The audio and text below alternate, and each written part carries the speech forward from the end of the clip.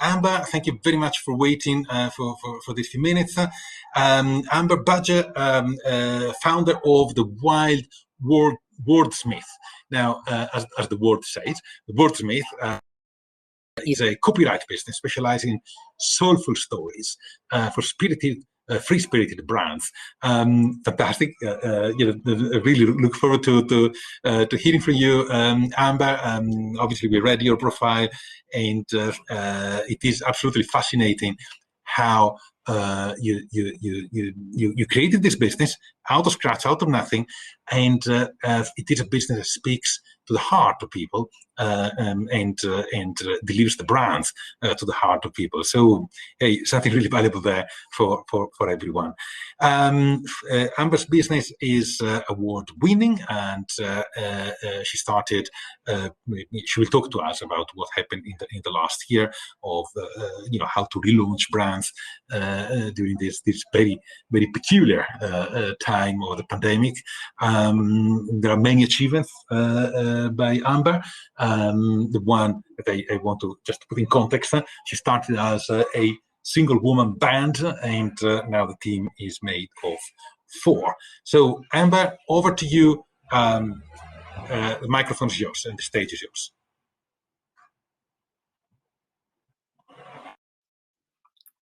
Hello. Thank you so much for inviting me to speak today.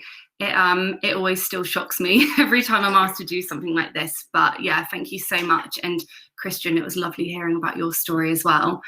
So as mentioned, my name's Amber and my business is the Wild Wordsmith, which is a copywriting business, which I launched full-time in July 2019. So I guess a bit of context about sort of my journey to starting the business.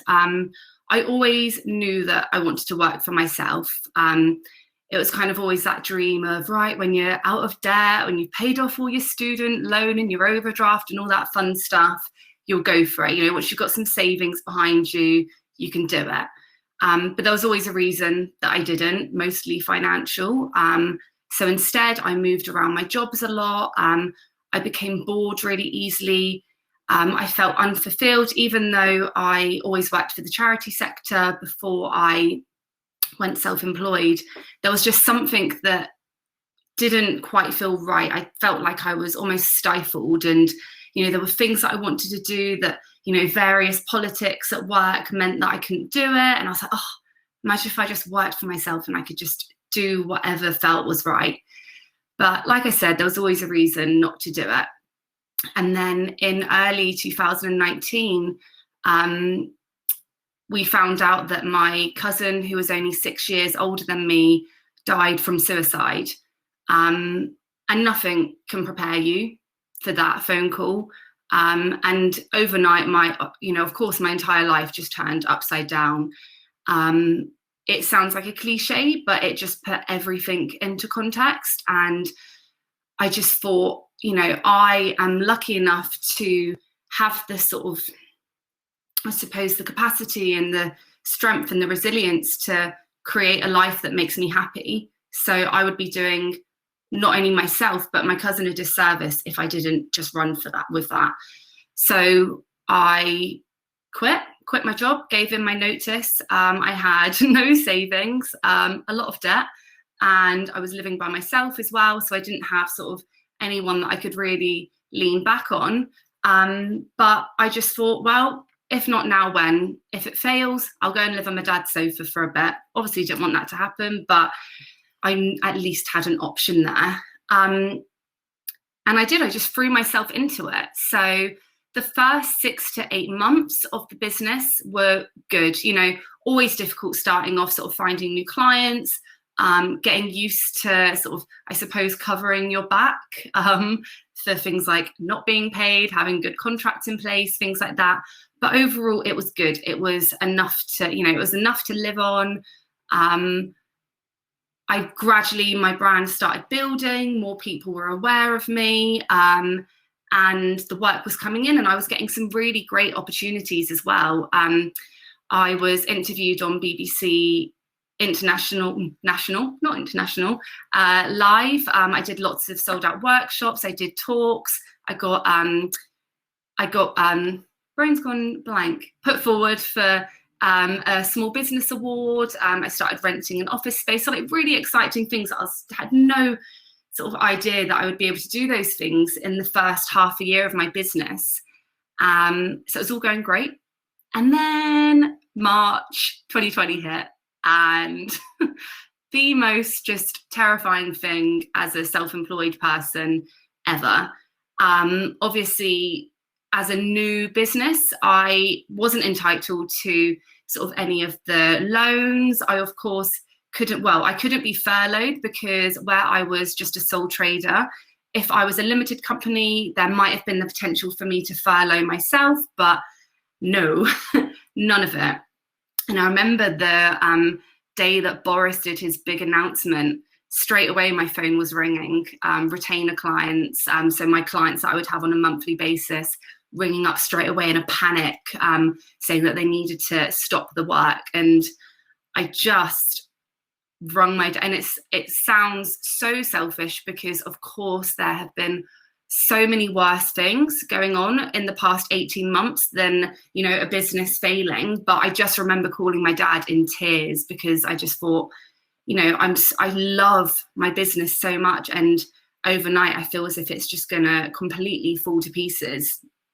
So yeah, needless to say, I was a little bit nervous, but actually it ended up being the opposite. And it feels really strange to say, and often when I'm speaking to other business owners who have really struggled in the past 18 months, I feel that I can't really say this, but my business really, really flourished last year.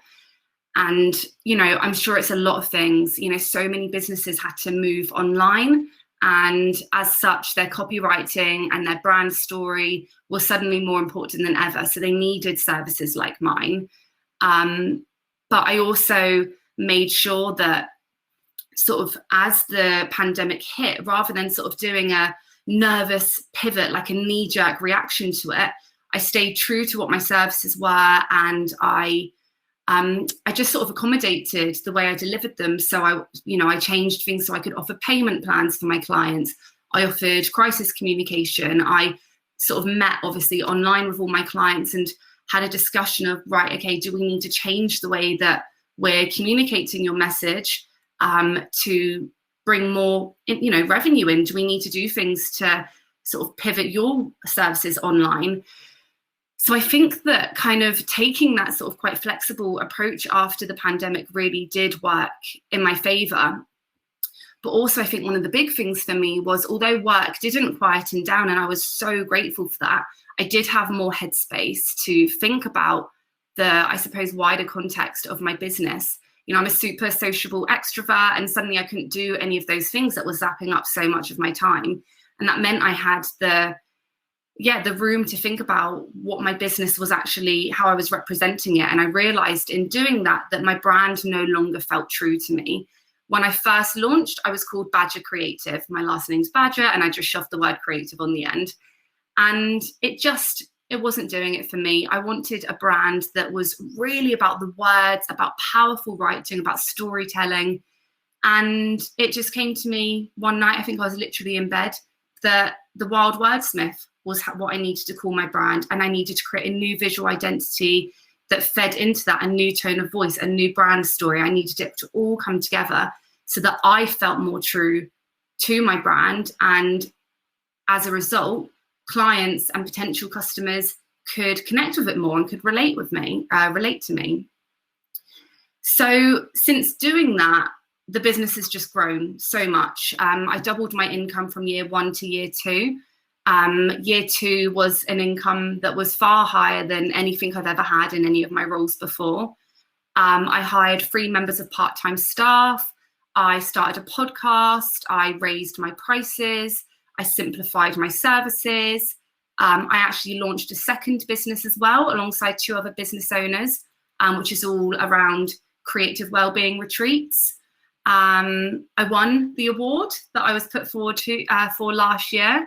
And then alongside all of that, I was given a place on a really high profile course with a literary agency, because I am also writing a fiction book at the moment, because clearly I think that I am superwoman.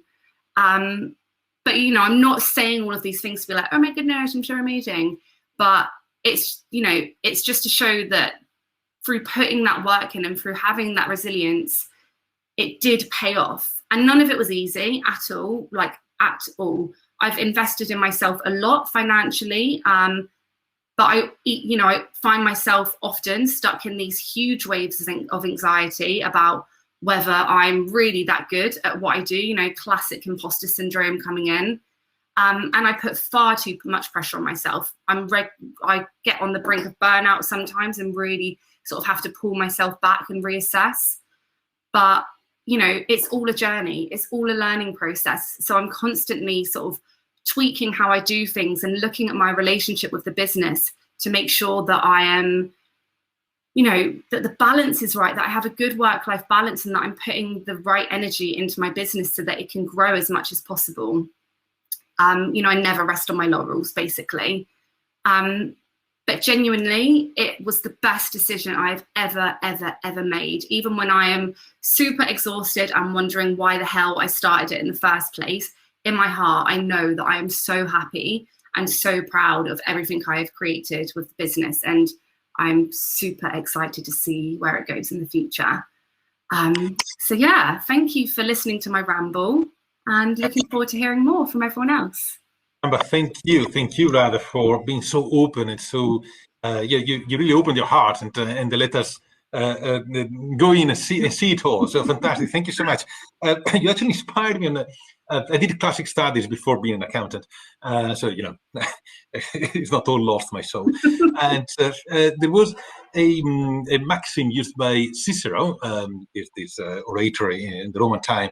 They used to say "res tene verba secuntur," which means if you hold the real meaning of the things, things in the broadest meaning of the term, then the words will follow, and it will be true words. People will believe in these words, and it resonates very much with what you were saying. That's why it came back to me after 40 years, because what you were saying, you know, when you felt you were not, you didn't own that brand anymore, you had to change, is because clearly you wanted the brand, the words that we're using for your clients, to be true to what you really believe. And what a fantastic example, and that that helped you to go through all sorts of situations, and you certainly mentioned the beginning, very tough, and to see things in perspective. And my understanding is that it's helping you through bumpy road that is always in front of us as we go along.